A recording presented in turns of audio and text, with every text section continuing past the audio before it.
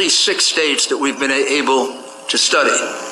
In other words, what we're going to describe to you with these witnesses happened in roughly the same way in Michigan, Wisconsin, Nevada, Arizona, and Georgia. Primary device were the mail-in ballots.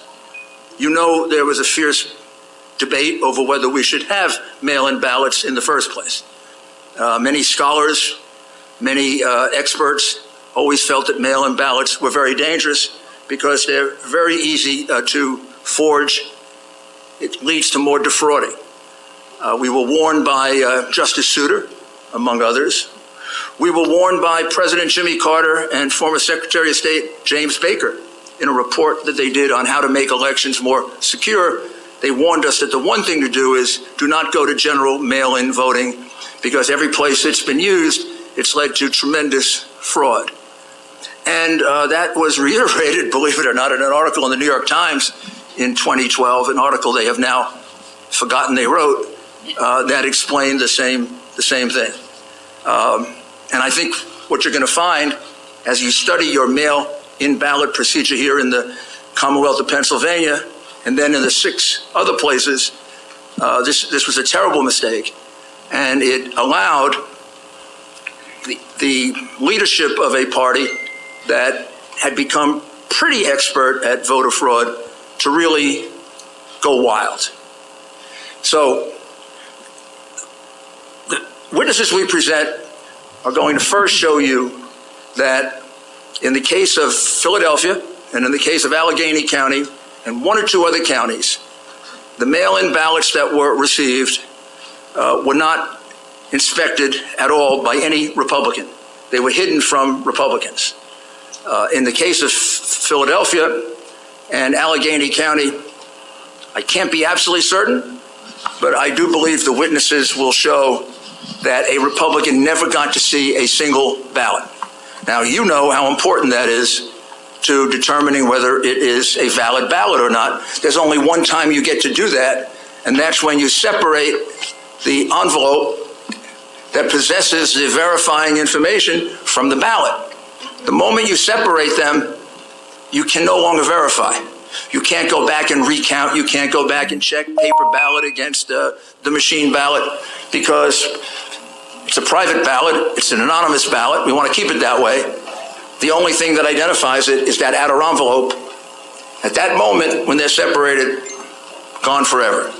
That's the moment at which inspections have been allowed, time immemorial, in America, Pennsylvania, all over other 49 states. Several of the witnesses here have been doing this for 20 or 30 years. They've never heard of a situation in which the mail-in ballot was just put in without allowing a Republican, a Democrat, even third-party members to take one look at it and object to it, for the very reason that it's too prone to fraud. Think about this.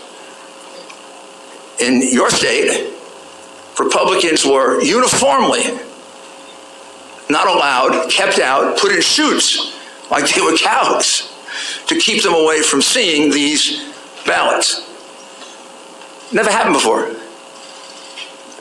Not only that, the same thing was done in Michigan, the same thing was done in Wisconsin, and on and on and on. What's the chance that on the morning of November 3rd or 4th, when they started the count, that in each one of those places, the Democrat leadership of these highly controlled Democrat cities that have some history for corruption, and in the case of Philadelphia, a long history of voter fraud. I could show you the convictions. I don't think I have to. What are the odds that they're all going to wake up with the same idea? After years and years of always examining together absentee ballots, all of a sudden, in a year in which we have a couple million of them per state, we're not going to allow any Republicans to see them. The person in Philly figures that out, Pittsburgh, Detroit, Milwaukee, Las Vegas, Nevada? Or is it more likely that this was a common plan that maybe started with the whole idea of having mail ballots because it gives you a much wider range to cheat? When you had just a small number of absentee ballots, like 400,000, you have a certain range that you can cheat. When you have 250 or 2.5 million, you have a much bigger range to do that. So when you hear that testimony about not being allowed to see the ballot, you have to understand it's much more important than just that individual ballot. On election night, when I went to sleep, maybe when you did, President Trump was leading in your state by somewhere around 700 to 800,000 votes, depending on when you went to sleep. That's a huge number of votes. 65% of the vote had been cast. Under normal circumstances, like if this were a fair media, your state would have been called for Trump. I mean, Virginia was called with 10% of the vote. It turned out to be separated by 1%. I think we may have actually won Virginia, but that's another battle. Michigan, we were ahead by 300,000 votes.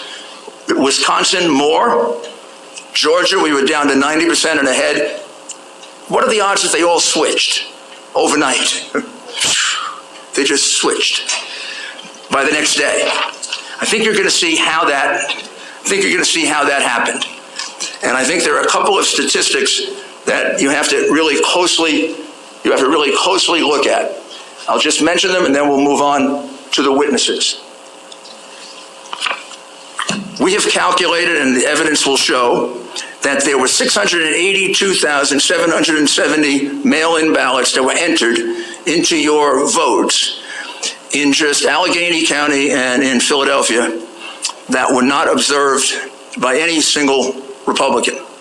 Those ballots could have all been for Joe Biden. They could have all been for someone else. They could have had no identifying data. They could have been from the same person. There could have been multiples of them. There could have been no name on them. We have no idea if that's true. And it will be very hard now to kind of put them together.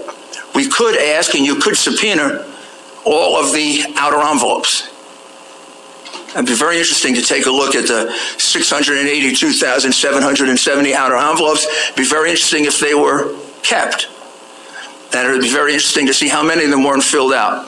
But in any event, under the law of your state, which is set by you, those ballots are illegal. The judge, mistakenly in his opinion, said that we want to disenfranchise 6 million people. We don't want to disenfranchise anyone. We want to disqualify 682,000 votes so that 74 million people are not disenfranchised. Because that's what happened by the cheating that went on here. I'll give you one other enormously puzzling statistic. You sent out in the state of Commonwealth of Pennsylvania 148 absentee or mail-in ballots. You received back 1.4 million approximately. However, in the count for president, you counted 2.5 million. I don't know what accounts for that 700,000 difference between the number of ballots you sent out and the number of ballots that ended up in the count. That number, 2,589,242, was on your government website until yesterday. And yesterday it was removed without explanation. I'm going to be very interested in